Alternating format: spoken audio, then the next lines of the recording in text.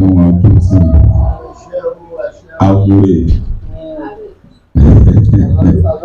amúre Ọlọ́run adúntì the officers, thank you very much. I really appreciate. Chairman of the Palace, Chief Petu, Ọlọ́run adúntì Ọ̀túnba Ọlọ́run adúntì ilé àtọ̀nà gbogbo ọ̀hún láti gbàgbà ara yín olóògùn dúdú àgbàlú ẹ̀yìn ọ̀dọ́ Ọlọ́run adúntì gbogbo wa Ọlọ́run adúntì gbogbo wa ilé àtọ̀nà wa ò ní dàrú mo kí gbogbo yín pé ẹ kú iṣẹ́ ẹ kú afọ́nú ènìyàn ṣe ẹ kú gbà gbogbo ilé àtọ̀nà. Màá fi èèyàn ṣàpèjúwe ọmọ tí wọ́n bí lóòjọ́ tí wọ́n bá bímọ lóòjọ́ tó wá bẹ̀rẹ̀ títí tó fi pé ọdún 5 ẹ wá wo ọmọ ọdún 5 bó ti ṣe máa rí ẹ̀yẹ wo wàhálà tí èèyàn máa ti go through láti ọmọ òòjọ́ yẹn títí dọdún 5 àwọn òbí ìpínpọ̀n ìwé kíkó bẹ́ẹ̀ gbogbo effort táwọn òbí máa ṣe lórí ẹ̀ bẹ́ẹ̀ náà lórí ìtẹ̀ṣe rí ọmọ tó bí lóòjọ́ nígbà ìta ìjọba ṣùgbọ́n nísìn ó ti di ọmọ ọdún 5. It's a very terrible journey. Mo ta dúpẹ́ pé Ọlọ́run ó sọ dẹ̀rọ̀ fún mi tí ò jẹ́ kó ní mi lára rárá.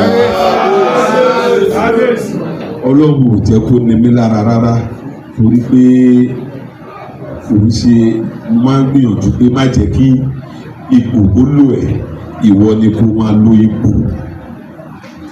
Gbogbo kò tẹ́dá bá wà má jẹ́ kó lò ẹ́ o ìwọ ni kó máa lo ipò yẹn.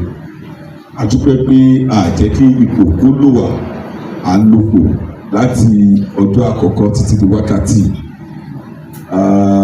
Oríṣiríṣi nǹkan ti ṣẹlẹ̀ ṣùgbọ́n a dúpẹ́ lọ́wọ́ Ọlọ́run a dẹ̀ dúpẹ́ lọ́wọ́ àwọn alálẹ̀ ìlú yìí a dẹ̀ dúpẹ́ lọ́wọ́ àwọn aláṣekù tí ó jẹ́ kí apá ọ̀tá kó ká wa a dẹ̀ dúpẹ́ lọ́wọ́ àwọn olóyè fún ìfọwọ́sowọ́pọ̀ wọn títí di èní àtàwọn àgbàlú fún ìfọwọ́sowọ́pọ̀ wọn títí di èní. Nǹkan ńlá ni eléyìí ni mo wò gbogbo àwọn effort àwọn èèyàn míì tí ò ń ṣolóyè ni mo wá wò pé ẹni tó lè ṣe báyìí fún ìlú yìí ó yẹ kí a fi oyè dá lọ́lá tó bá tún wá wà nínú oyè á tún ṣe jù bẹ́ẹ̀ lọ torí ẹ̀ ló fà á tí a tún ṣe mú àwọn kankan pé ká tún fi wọ́n joyè pé tó bá joyè wọ́n á tún ní agbára láti ṣe nǹkan ju tí wọ́n ti ń ṣe bọ̀ wá lọ tí máa ní kí n máa dárúkọ àwọn olóyè tó pọ̀ gan ni so kó má dájú pé kó dárúkọ ẹnìkan mi ò dárúkọ ẹnìkan tó bá dọjú òye wọn àásọ nǹkan tó ní kálukú ti ṣe gbogbo wa máa gbọ́ so àlejò pé yiniyini kẹ́ni lè ṣe míì ni gbogbo ẹ̀yin tẹ́ ti joyè ẹ máa ṣe dáadáa kẹ́ ẹ lè rí dáadáa gbà thank you. Tí gbogbo àwọn ìjọba á máa wù láti wá kọ́lé sí tí gbogbo àwọn celebrities tá a máa wù láti wá wo ààfin wa tá a máa wù àwọn èèyàn pé ẹ jẹ́ ká lọ sáàfin yẹn inú yẹn á dùn kúrò bẹ́ẹ̀ ni so mò ń wúra mi in the nearest future pé gbogbo ìlú káàkiri àgbáńlá ayé àtàwọn ọmọ ìlú àtàwọn àlejò wọn á máa wù wọ́n láti wá sí ìdúgbòkò láti wá máa wò kàn tá à ń ṣe bẹ́ẹ̀ thank you.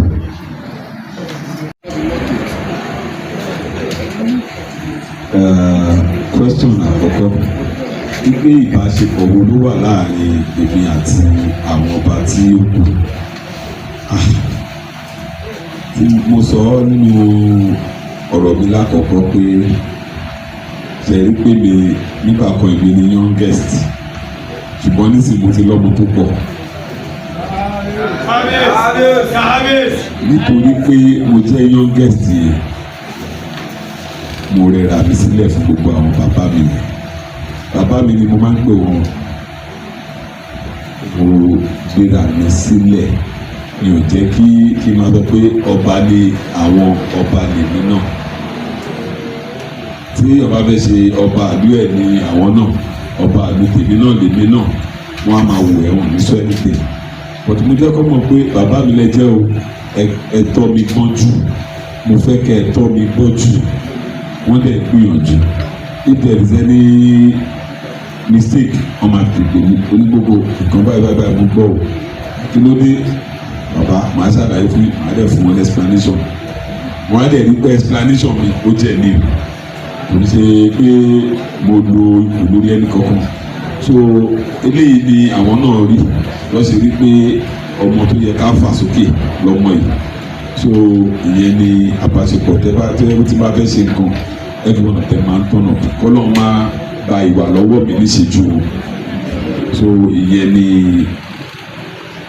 for the first question question kejì ọpẹ́ ni ọjọ́ wo nínú mi dùn jù kò sọ́jọ́ tínú mi ò dùn tí bá ti jí tí mo wọnú ààfin tí mo wò tí mo rí àwọn olóyè tí mo dẹ̀ wò lú tí mo rí pé mò ń lọ ó ní máa ń dùn lójoojúmọ́ ni ìyẹn ọpẹ́ ni fún mi so kò sọ́jọ́ tínú mi ò kì í dùn torí pé tí mo bá jí màá fọwọ́ gbórí mi mú màá dúpẹ́ lọ́wọ́ Ọlọ́run màá wá ṣàdúrà fún gbogbo òdu màá ṣàdúrà fún àwọn olóyè tí ojoojúmọ́ nínú mi máa ń dùn ojoojúmọ́ lọ́pẹ́ mi. It's a very vital question that I love most. Wọ́n ní kí ni ipa mi lórí ọ̀rọ̀ ẹ̀kọ́ school. Nígbà tí mo ń sọ̀rọ̀ mi mo jẹ́ kẹ́ mọ̀ pé mo ṣẹ̀ṣẹ̀ bẹ̀rẹ̀ secondary school tó jẹ́ tìjọba tí orúkọ ẹ̀ dẹ̀ jẹ́ àti fún lórúkọ Ọba Ọlábọ̀dé Memorial High School.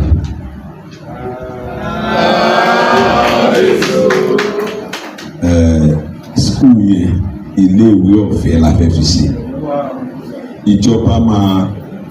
Ìjọba ló máa ní ṣùgbọ́n àwa ní plan fún iléèwé yẹn Ọlọ́run á dẹ̀ fún wa ṣe. Lórí primary school my primary school yẹn orílẹ̀ Ìgboko local government primary school gbogbo nǹkan tí mo ń ṣe síbẹ̀ is uncountable toilet tó wà bẹ́ẹ̀ èmi ni mo kọ́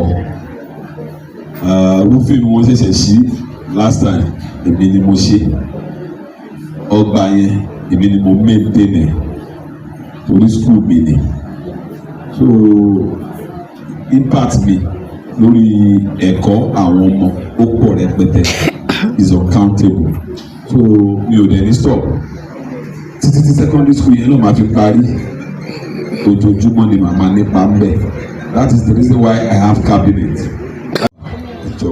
ìjọba òtìjọba bẹ̀rẹ̀ láti inú ilé wa so láti inú ilé wa làá ti jẹ́ kí ìjọba fún báwa náà gbìyànjú gbogbo ìtẹ́rí tí mo ṣe ẹ̀tọ́ ìjọba ni láti ṣe ṣùgbọ́n mo gbàgbọ́ pé ìjọba ò lè dá ṣe wọn ò lè dá ṣe láti rò pé ká ràn wọ́n lọ́wọ́ I fix this road myself owó tí mo ná mo mọ iye ẹ̀ tí mo ná tó fi great law tó fi mo wò pé láti fi ràn ìjọba lọ́wọ́ ni láti kọ́ ààfin ìjọba ni ó lẹ́tọ̀ọ́ láti kọ́ ààfin fún gbogbo ọba ṣùgbọ́n a lè dúró dè wọ́n a ní láti ràn wọ́n lọ́wọ́ that's the reason why we are building it. Empowerment. Some empowerment will start immediately after this. Wọ́n fẹ́ ṣe before this event, but àti lóyìnbó lọ́ ti ń kó gbogbo nǹkan tó fẹ́ lò bọ̀. So lọ́ fi wá wọ́n fẹ́ empower ọmọ 50 fún ẹni iṣẹ́ tó bá wù wọ́n láti kọ́ àwọn aráàlú òyìnbó ni. Ẹni iṣẹ́ tó bá wù wọ́n láti kọ́ wọ́n á ra irinṣẹ́ fún wọ́n á fún lówó tó máa fi gbà ṣọ́ọ̀bù láti lóyìnbó lẹ́yìn immediately after this party wọ́n fẹ́ ṣe yẹn torí àwọn ọ̀dọ́ wa tí wọ́n mú egbò olóró kiri tí wọ́n ríṣẹ́ àṣewò pé ká gbé ní ìkàlẹ̀ láti fi ràn ìjọba lọ́wọ́ so that's all.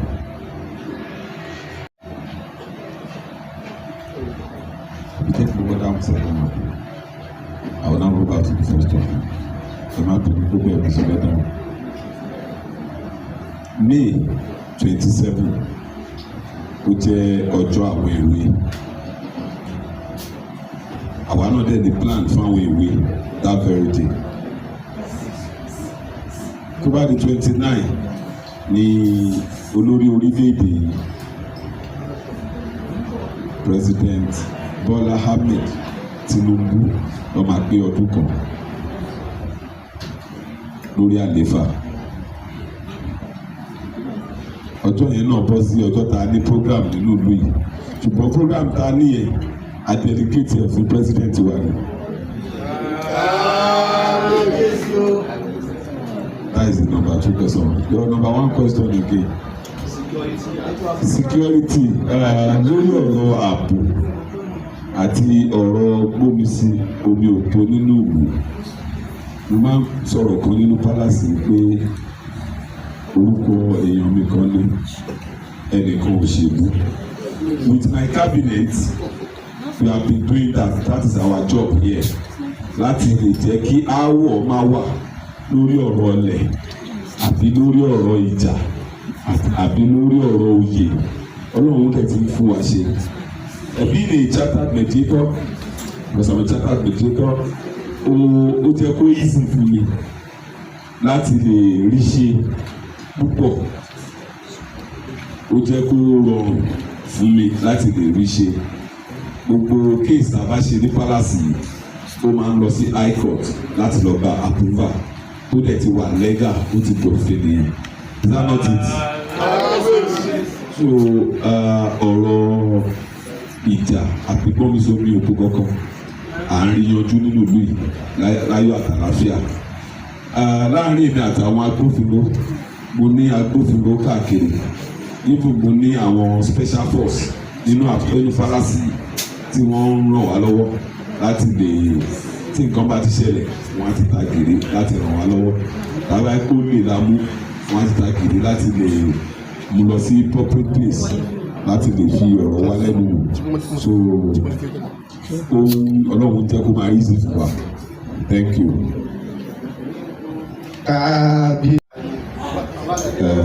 Thank you very much for the question. But let me answer from the last question. Lórí ọ̀rọ̀ ààbò gẹ́gẹ́ bí mo ṣe sọ, ààbò ó jẹ́ nǹkan pàtàkì nínú ìlú tẹ́nìkan kò ṣeé fi ṣeré. Ọlọ́dẹ, ọlọ́pàá and so on and so forth, wọ́n kàn ń gbìyànjú ni.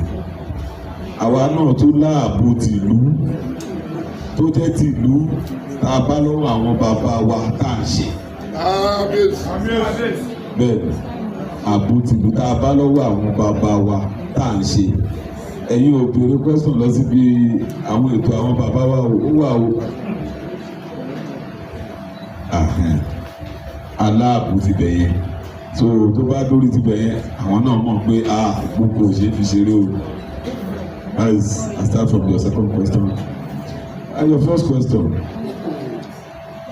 being a young king, ẹ̀yin náà imagine ẹ fi mí sí ṣùgbọ́n èmi tó yẹ kí n máa wà ní àwọn ibi tó yẹ kí n wà kí n ṣe bó ṣe wù mí.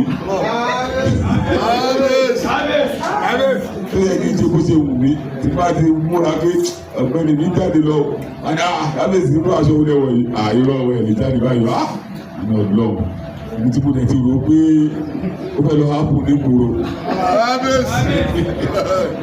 Many things kí n tó jọba DJ ní mi àmì DJ tí mo máa ń play on stage tí mo máa ń play concert mo jókòó ẹ̀ lọ́wọ́ dad mi náà ni. Then my dad is gbogbo eléré bàtẹ́mi dé mo modernize mo sọ di DJ. So ẹgbẹ́ yẹ kó wà níbi tó ti máa play ti máa ẹ wá sọ fún mi. Ẹ wá sọ fún mi tó máa bọ̀ pàtì lẹ̀ káàkiri. What am I going to do? Nǹkan tó lọ́wọ́ kọ́ bọ́ ènìyàn, so we have to do it. Èmi tí mo jẹ́ DJ wá di kàkẹ́ yìí tí látàárọ̀ dalẹ̀ máa ṣàdúrà. So I miss a lot of things. Mo miss àwọn nǹkan tó pọ̀ gan-an. Àwọn ọ̀rẹ́ mi tó bá ti wá máa bá mi ṣeré díẹ̀. àti lọ nìyẹn àwọn ọ̀gá ó yẹ ká jọ máa lọ ní ṣùgbọ́n àfihàn ṣe é fi ilẹ̀ so I miss a lot of things tí ipò tó ti gbà lọ́wọ́ mi ó ti gba a lot of things lọ́wọ́ mi iṣẹ́ tẹ̀ ń ṣe yìí náà iṣẹ́ fọ́tò fídíò ni mo kọ́ yes mo kọ́ fọ́tò fídíò mo mọ̀ ń pa ẹ̀ tí wọ́n bá ń ṣe kí ló bá ń ṣe yàmàyàmà màmá wò láì fi eré ìjì ìwọ ẹ̀mọ́ iṣẹ́ tí mo kọ́ ni lórí pé àtúnṣe ìsìtìtì àtúnlọ́kọ́ yẹn náà ni a ṣe àdúgbò lọ́dọọlọ́ so I miss many things tó jẹ́ kó yẹ kí n máa fún mi ní more joy this is giving me joy ọtẹ́mọ̀ àwọn àgbàlagbà pọ̀ wọ́n ní tọ́mọdé bá máa ṣe bí àgbà ọjọ́ bí ò ní jẹ́ ẹ̀jẹ̀ ọmọdé yẹn sì máa ń ràn nínú bíbí lẹ́ẹ̀kọ̀ọ̀kan so nígbà mi tó bá fẹ́ kú orí kì í ọmọ rẹ̀ pé àlè mú ẹ̀ lọ́dẹ jẹ́ kí n kú kíní jà rẹ̀ adé ara àgágbèsè yìí ò lè kú so I miss those things but I have nothing to do I'm getting used to it this is 5 years so I'm getting used to it so and it's been wonderful I'm enjoying it somehow but I'm strong I'm powerful wọ́n lè ní kí n má gbé jíà kí n má gbé kí n má gbé anything kí ni wọ́n fẹ́ kọ́ sọ́gbàrà yẹn ṣe wọ́n lọ́ọ́ máa sọ gbogbo wa. ìpínlẹ̀ tá à ń ṣe bí o tó pa gbogbo Àwórì pọ̀ tó pa gbogbo Ògùn state pọ̀ gbogbo àwọn ìṣẹ̀ṣe pátápátá tó jẹ́ nǹkan ìṣẹ̀ṣe àwa náà níbí such as a ní Ògún ìlú wà Ògún ọba wà a ní Èṣù ìlú wà Èṣù ọba wà a ní Ẹ̀gbá tó ń ṣe lẹ́kọ̀ọ́ yẹn àwa náà ní lùbí táwa náà ń ṣe a ní egúngún tá à ń ṣe ń bí tó dẹ̀ ń dùn gan-an ni o àsìkò eégún wa ẹ má mi ṣe o a ní gẹ̀lẹ̀dẹ́ nǹkan bàbá wa ni tá à ń ṣe lùlù yìí tó dẹ̀ jẹ́ pé nǹkan ńlá ni òòṣà kan wà òòṣà Òtúkú ló ń pè àwa nìkan la lóòṣà Òtúkú yìí nílẹ̀ Ìgbẹ̀sà àbí bẹ́ẹ̀ kọ́ ni àwa nìkan la lóòṣà Òtúkú yìí àwọn míì tún wá lè ní nílùú tí wọ́n a ní òòṣà Òtúkú wà yẹn ó ní ìlú títí ẹnìkan tó máa ń lù fún òòṣà ni ló lè jẹ́ pé ẹni tí ò bá ń ṣọmọ nínú ìgbà yẹn kò lè lu ìlú yẹn. a máa lọ jó òòṣà yẹn bí ọ̀la àbọ̀túnla à ń lọ sí di òòṣà yẹn a fẹ́ lọ bọ́ òòṣà ńlá ni òòṣà léwa ni òòṣà ọba ni ìlú yìí ìyẹn lọ sí máa ń kí wá ní ọmọ àlù kọba tó lù. tọ́ba kan bá fẹ́ jẹ nílẹ̀ Ìgbẹ̀sà àbí ní Ìgbókòbí tí wọn bá lu ìlú yìí fún wọn lè lu gbẹ̀dú tí wọn bá lu ìlú yìí wọn lè lu gbẹ̀dú ìlú yìí tọ́ba ti dáadé fọ́ba ìlú yìí ló máa kọ́kọ́ jó tó bá jó lu ìtàn láṣẹ̀ṣẹ̀ wá lọ jó gbẹ̀dú ìyẹn lọ ṣe máa ń kí wá ní ọmọ àlù kọba tó lù gbẹ̀dú ní tọ́ba ṣùgbọ́n ẹ̀rìgì ní tiwa ìlú ẹ̀ ló jẹ́ ẹ̀rìgì òòṣà yẹn ló jó Òtúkú Ọlọ́run á dúró tiwa.